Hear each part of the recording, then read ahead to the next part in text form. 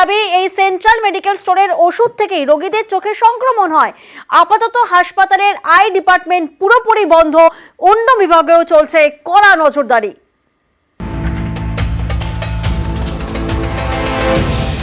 ছানি অপারেশনের পর চোখে অন্ধকার। মেটিয়াব্রুজ সুপার স্পেশালিটি হাসপাতালের ঘটনায় জোর শোরগোল। স্বাস্থ্য দপ্তরের গঠিত তদন্ত কমিটি বৃহস্পতিবার প্রাথমিক রিপোর্টে জানায়, অপারেশনের সময় ব্যবহৃত ওষুধ এবং অপারেশন টেবিলে ব্যবহৃত ফ্লুইড থেকে সংক্রমণ হয়েছে। এই ওষুধ এবং ফ্লুইড হাসপাতালে যায় রাজ্য সরকারের সেন্ট্রাল মেডিকেল স্টোর থেকে। শুক্রবার এই সেন্ট্রাল মেডিকেল স্টোরের 4 সদস্যের প্রতিনিধি দল মেটিয়াব্রুজ সুপার স্পেশালিটি হাসপাতালে যায়। অপারেশনে ব্যবহৃত ফ্লুইডের নমুনা সংগ্রহ করে পরীক্ষার জন্য নিয়ে যায়। এছাড়া অপারেশনের সময় ব্যবহৃত ওষুধের নমুনাও তারা নিয়ে যায়। আমাদের যেটা দেখার দায়িত্ব সেটা আমরা দেখেছি। পেশেন্টের সঙ্গে কথা বলেন যে পেশেন্ট এসেছিলেন আজকে? না, পেশেন্টের সঙ্গে আমরা কথা মেটিয়াব্রুজ সুপার স্পেশালিটি হাসপাতাল সরকারি হাসপাতাল। সম্প্রতি এখানে ছানি অপারেশনের পরই বেশ কয়েকজন রোগী বিপাকে পড়েন। অপারেশনের পর থেকে চোখে অন্ধকার, কারণ সংক্রমণ। এর জেরে কড়া পদক্ষেপ নেওয়া হয়েছে। স্বাস্থ্য দপ্তরের তদন্ত কমিটি চূড়ান্ত রিপোর্ট না দেওয়া পর্যন্ত এই হাসপাতালের আই ডিপার্টমেন্ট পুরোপুরি বন্ধ। অপারেশন থিয়েটারের সব যন্ত্র এবং ওষুধ পরীক্ষা করে দেখার নির্দেশ দিয়েছে স্বাস্থ্য ভবন। হাসপাতালের শিশু এবং প্রসূতি বিভাগেও বিশেষ নজরদারির নির্দেশ দেওয়া হয়েছে। মেটিয়াব্রুজের ঘটনার পর থেকে সতর্ক স্বাস্থ্য দপ্তর। এদিন রাজ্যের সব সরকারি হাসপাতালের আই ডিপার্টমেন্টের প্রধানদের সঙ্গে বৈঠক করেন স্বাস্থ্য সচিব নারায়ণ স্বরূপ নিগম। মাইক্রোবায়োলজি বিভাগের প্রধানদের সঙ্গেও তিনি বৈঠক করেন। প্রতিটি জেলায় মুখ্য স্বাস্থ্য আধিকারিকের নেতৃত্বে টাস্ক ফোর্স তৈরির নির্দেশ দিয়েছেন স্বাস্থ্য সচিব। ক্যামেরায় সুমন বোসের সঙ্গে অভিজিৎ চন্দ, নিউজ 18 বাংলা। অন্যদিকে অস্থায়ী কর্মীদের কর্মবিরতি, এতে অচলাবস্থা কামারহাটের সাগর দত্ত মেডিকেলে। রোগী ও তাদের পরিজনদের চূড়ান্ত ভোগান্তি। बहुत दिक्कत, एक किडनी का पेशेंट है, रिलीफ नहीं मिलता है, सब बंद है। আমরা সাড়ে 8টা এখনো যেতেই পারলাম না। এগুলো কি উচিত? এগুলো তো উচিত না, আমরা তো রোগী। কামারহাটির সাগর দত্ত মেডিকেল সরকারি হাসপাতাল, প্রতিদিন শয়ে শয়ে রোগী। এরকম একটা গুরুত্বপূর্ণ হাসপাতালে বৃহস্পতিবার থেকে অস্থায়ী কর্মীদের কর্মবিরতি। ব্যাহত হচ্ছে পরিষেবা, চরম দুর্ভোগে রোগী এবং তার পরিজনরা।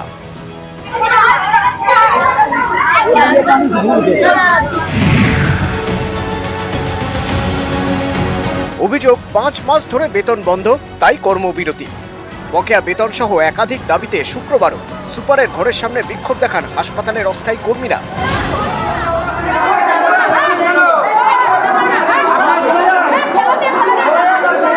কম বেশি হলেও পেতাম, কিন্তু এরকম প্রবলেম নতুন কোম্পানি আসার পর কোনোদিন আমাদের হয় 4 মাস স্যালারি হচ্ছে না। কেউ সবাই হাত তুলে দিয়েছে, কেউ দায়িত্ব নিতে চাইছে না। আমাদের দায়িত্ব কে নেবে? এতজন লোকের। অস্থায়ী কর্মীদের কর্মবিরতির সরাসরি প্রভাব পড়েছে পরিষেবায়। নার্স চিকিৎসকরা কাজ করলেও ব্যাহত হচ্ছে পরিষেবা। এমার্জেন্সি ও আউটডোর ছাড়া বাকি সব বিভাগই বন্ধ হয়ে পড়েছে শুক্রবার থেকে। এতে বিপাকে পড়েছেন রোগী ও তাদের আত্মীয়রা।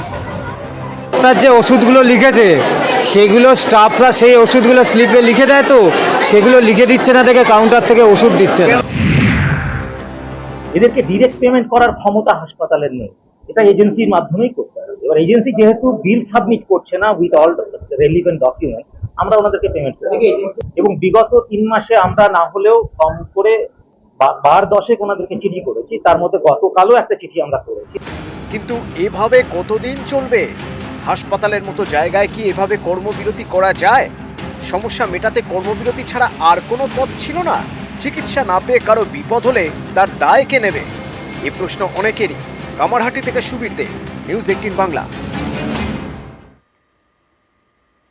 বৈধ লাইসেন্স নিয়েই দেখুন কিভাবে চলছে অবৈধ পার্কিং। সেটাও আবার আপনাদেরকে বলি, ধর্মতলার মতন জায়গায় পুরো আইনকে বুড়ো আঙুল দেখিয়ে এভাবেই রমরমিয়ে বেআইনি কারবার চলছে ধর্মতলায়। আর ক্যামেরা দেখেই চম্পট পার্কিং সংস্থার কর্মী। নিউজ 18 বাংলার এক্সক্লুসিভ রিপোর্ট দেখুন। ধর্মতলা, কলকাতার এই প্রাণ কেন্দ্রেও পার্কিং এর বেআইনি কারবার। পুরসভার নিয়ম অনুযায়ী পার্কিং ফি নিয়ে মেশিন থেকে বিল দিতে হবে। এগুলো সব আমরা জন্য অ্যাড করে দিচ্ছি, কিন্তু সব হয়নি, কারণ সব জায়গায় নেটওয়ার্ক পাওয়া যায়নি। ভুয়ো কোম্পানি নামে আপনি বললেন, আমি ইমিডিয়েটলি চেক করব। নিয়ম তো আছেই, কিন্তু তার মানা হচ্ছে কোথায়? কার্জন পার্কের কাছে এই জায়গার ছবিটা দেখুন, মেশিন থেকে বিল তো দূরাস্ত, এখানে কোনো বিলই দেওয়া হচ্ছে না। এই পার্কিং ফি আদায় করছে পুরসভার লাইসেন্স প্রাপ্ত সংস্থা একে জেমস, কিন্তু পুরো আইন তারা মানছে না। আপনি কি রেগুলার এখানে গাড়ি রাখেন? না, আমি আজকে এসেছি। কোনো কাগজ দিল আপনাকে, স্লিপ দিল? স্লিপ না। শুধু বিল ছাড়া ফি আদায় নয়, বিভিন্ন সময়ে পার্কিং ফি বদলেও যায়। প্রতি ঘন্টায় 10 টাকার পার্কিং ফি মাঝে মধ্যেই কয়েক গুণ বেড়ে যায়, ইচ্ছে মতো নেওয়া হয় টাকা। কত টাকা নেয়? না, আমি 20 টাকা করে দিই, 10 মিনিট থাকি কি আধ ঘন্টা থাকি না, স্লিপ কিছু দেওয়া হয়। কার্জন পার্কের কাছের এই এলাকায় গাড়ি দাঁড় করাতেই পার্কিং সংস্থার কর্মী বলে দিচ্ছেন যে কোনো বিল দেওয়া হবে না। এখন বললে কি করা হবে? কম্পিউটার বিল দেয়।